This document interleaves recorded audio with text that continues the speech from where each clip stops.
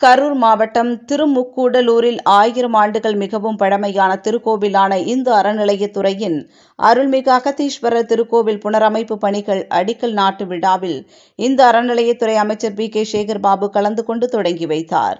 இக்கோவில் 1000 ஆண்டுகளுக்கு பழமையான திருக்கோவிலில் புனரமைப்பு செய்வதற்கு இந்து அறநிலையத்துறை சார்பில் சுமார் 5 கோடி அளவில் நிதி ஒதுக்கீட்டில் மேலும் கோவிலின் புனரமைப்பு பணியின் சார்பாக அடிக்கல் நாட்டு விழா நடைபெற்றது.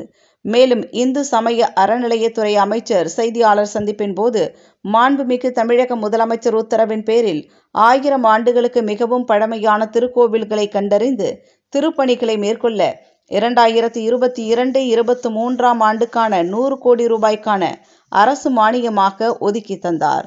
அதேபோல் 2023-24 ஆண்டிற்கான ரூபாய் 100 கோடியே அரசு மானியமாக்கி ஒதுக்கி தந்தார்.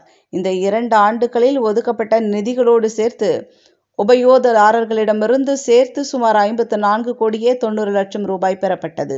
இந்த துறையினுடைய ஒதுக்கப்பட்ட நிதியோடு சேர்த்து 154.90 லட்சம் கோடியில் சுமார் 113 திருக்கோவில்கள் திருப்பணிகள் மேற்கொள்ளப்பட்டது. மேலும் பழனி திருக்கோவிலில் இந்துக்கள் மட்டுமே அனுமதிக்க தொடர்பாக கேள்விக்கு பதிலளித்த அமைச்சர் சேகர் பாபு, இது தொடர்பாக நேற்றைக்கு தான் ஒரு மனு நீதிமன்றத்தில் செய்யப்பட்டுள்ளது. இந்த துறையினுடைய சட்ட ஆலோசனைகளுக்கு எடுத்துக் கொள்ளப்பட்டு ஆலோசித்து அரசின் கவனத்திற்கு எடுத்துச் செல்லப்படும் என்றார்.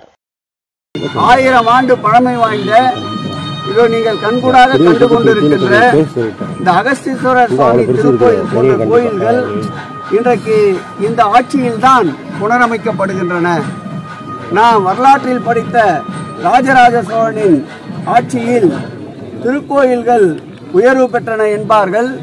மாண்புமிகு தமிழக முதல்வருடைய ஆட்சியில்தான் இந்த திருக்கோயில்கள் ராஜராஜ சோழன் ஆட்சியை போல் உயர்ந்த நிலைக்கு சிதலமடைந்த திருக்கோயில்கள் பக்தர்களுடைய தரிசனத்திற்கு திரும்ப கொண்டு வருவதற்கு முயற்சி செய்கின்ற ஒரு ஆட்சியாக இந்த ஆட்சி விளங்கிக் கொண்டிருக்கின்றது.